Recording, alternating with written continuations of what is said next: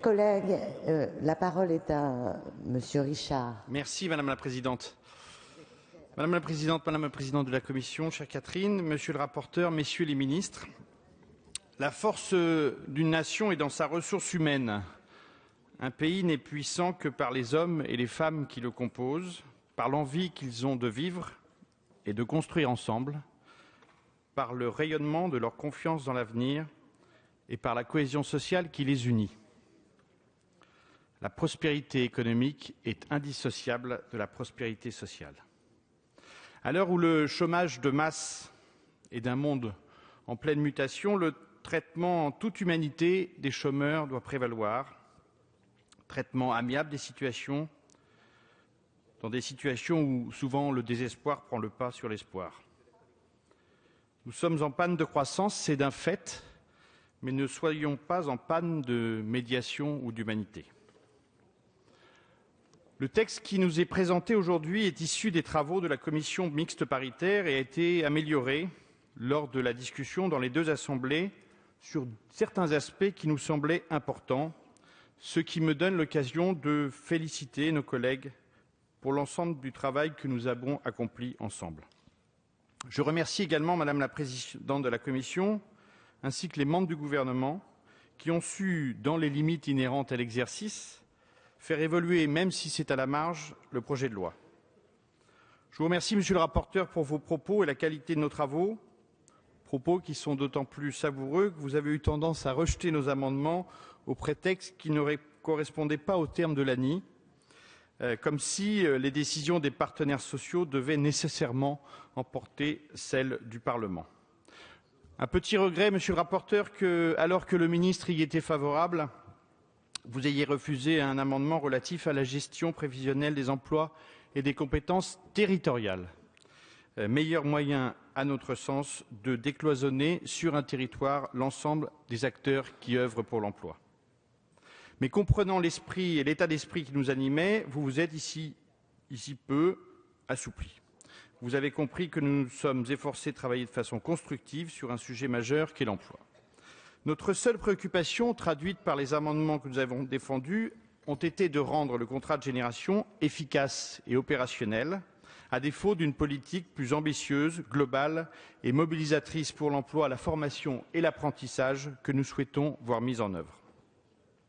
Chemin faisant, vous avez amené, si ce n'est du moins à la lettre dans l'esprit, quelques-unes de nos propositions relatives à l'amélioration des conditions de travail des seniors, au principe du temps plein, même si nous y sommes revenus en séance, à la garantie de l'égalité professionnelle entre les hommes et les femmes et à la lutte contre les discriminations à l'embauche.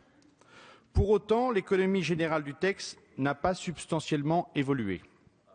Admettez tout d'abord, mes chers collègues, messieurs les ministres, que le terme de contrat de génération demeure, à l'issue de nos discussions, un abus de langage et que le projet qui est aujourd'hui soumis à notre vote est sans grand rapport avec la proposition de campagne du candidat Hollande.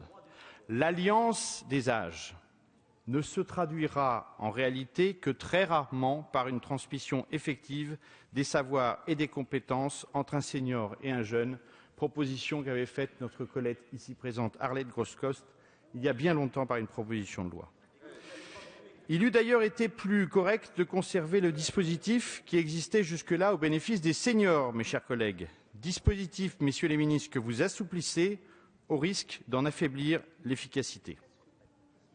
Quant aux jeunes, vous êtes, à notre sens, passés à côté de l'objectif fondamental qui devait vous conduire à lier systématiquement l'emploi à la formation et à l'apprentissage pour en faire un authentique et novateur CDI, je vous l'accorde, de professionnalisation. Nous regrettons tout spécialement que vous vous soyez cantonné, entre guillemets, à des engagements en faveur de la formation et de l'insertion durable des jeunes, même si ces mentions constituent un progrès dans la mesure où elles ne figuraient pas dans le texte initial. Nous aurions souhaité que ces engagements mentionnent l'accès obligatoire à une formation qualifiante et diplômante pour les jeunes non diplômés. La formation restera ainsi, je le regrette, Monsieur le ministre délégué à la formation professionnelle, la grande absente du dispositif des contrats de génération, alors qu'elle est, pour ces jeunes, un enjeu clé. Et je crains d'ailleurs, mais j'espère me tromper, mes chers collègues, que ce que nous avons voté sur les emplois de génération relatifs à la formation soit assez mal engagé, mais j'espère, messieurs les ministres, me tromper. Les jeunes peu qualifiés n'étant pas les bénéficiaires prioritaires des contrats de génération adossés à une formation qualifiante, nous craignons que les dispositifs ne fassent que déplacer de l'emploi sans en créer. Autrement dit, nous voyons mal comment, dans ces conditions, l'effet d'aubaine ne jouerait pas à plein. Finalement, en dégradant l'offre faite aux seniors et en ne répondant qu'insuffisamment aux véritables enjeux de l'employabilité de la jeunesse, ce projet de loi nous semble passer à côté du grand espoir de campagne qu'il a soulevé. Le texte aurait au moins pu prévoir de distinguer l'accueil du jeune en entreprise du travail de transmission des savoirs techniques, de sorte qu'un parrainage par un senior soit effectivement réalisable. Nous souhaitons par là donner à cette arrivée aux jeunes dans l'entreprise une sorte de solennité fraternelle que ce serait effectivement exercé entre les générations, c'eût été un symbole positif et une démarche simple à concrétiser. Nous regrettons également que le contenu des diagnostics soit évoqué dans des termes génériques et finalement renvoyé à un décret.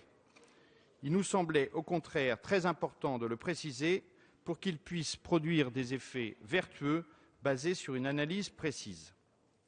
Nous déplorons aussi que vous ayez maintenu la disposition par laquelle, mon collègue Cherpion en a parlé, lorsqu'une entreprise a procédé dans les 6 mois précédant l'embauche du jeune à un licenciement pour motif économique sur les postes relevant de la catégorie professionnelle, elle ne puisse prétendre au dispositif des contrats de génération. Cette disposition, qui, comme d'autres dans ce texte, signe une méfiance inquiétante à l'égard des entreprises, nos collègues du Sénat avaient proposé de l'amender en remplaçant la notion trop large de catégorie professionnelle par celle plus restreinte d'emploi équivalent. Vous ne les avez pas entendus et vous avez fait ainsi un choix lourd de conséquences, créant un frein à la mise en œuvre du dispositif, et ce, dans des situations où l'entreprise ne mériterait objectivement pas de se voir ainsi sanctionnée. Dans le même esprit, l'introduction de la rupture conventionnelle homologuée comme motif d'interdiction de versement de l'aide est un mauvais signal donné aux entreprises comme aux salariés.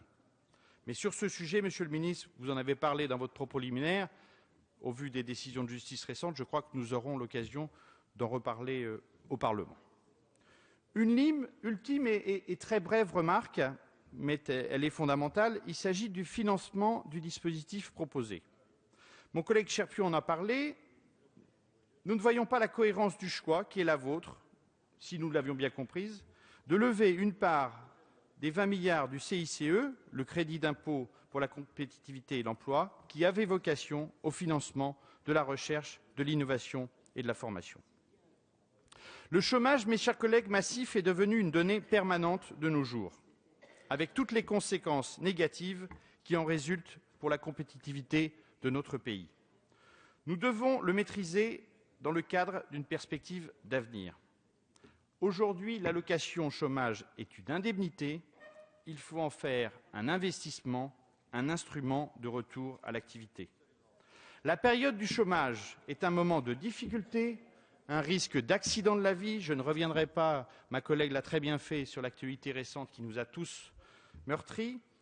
Il faut en faire une étape de reconstruction au cours de laquelle le rôle éminent de la puissance publique est d'accompagner chacun de ceux qui en ont besoin au nom de l'efficacité, mais aussi de la fraternité.